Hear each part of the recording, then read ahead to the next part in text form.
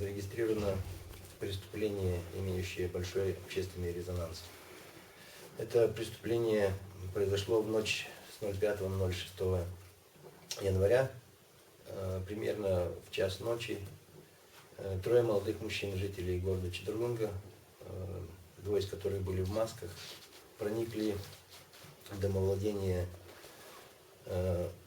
расположенное по улице Чехова города Чедрлунга, где жестоко избили квартиросъемщика в присутствии его сожительницы и полуторагодовалого ребенка.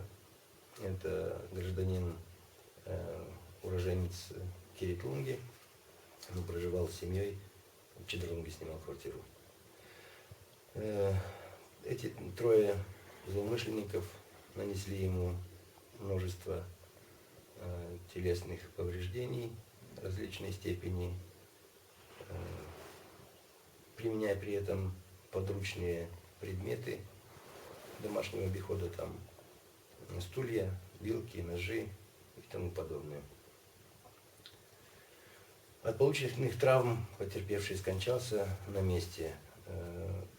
Значит, тело убитого было обнаружено его друзьями спустя сутки, то есть 7 числа.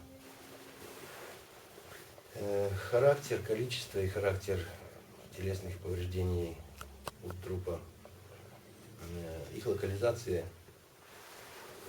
то есть это множественные ушибы, ушибленные раны лица, головы, переломы ребер, обильное обширное кровотечение, говорят о том, что его пытали. И это подтверждается также еще и словами сожительницы, которая поясняет, что злоумышленники требовали деньги, поскольку погибший за неделю до событий приехал из заработков из Москвы, вернулся.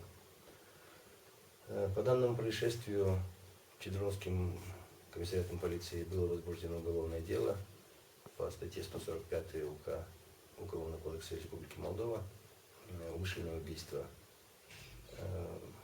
Со слов той же сожительницы, которая была очевидцем происшествия произошедшего, значит, все трое ей хорошо знакомы, знакомые жители города Чедрлунга.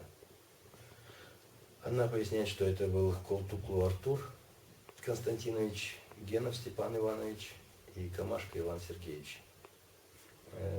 Задержать этих лиц не представилось возможным, поскольку они, во-первых, сообщили о преступлении на вторые сутки, к тому же они успели незаконно перейти границу на территорию Республики Украина, то есть успели скрыться. В настоящее время проводится уголовное процессуальное действие и оперативно-розыскные мероприятия на установление их местонахождения и задержания. Это вся информация на сегодняшний день пока. Все трое являются жителями Чедрлунги, да? Да.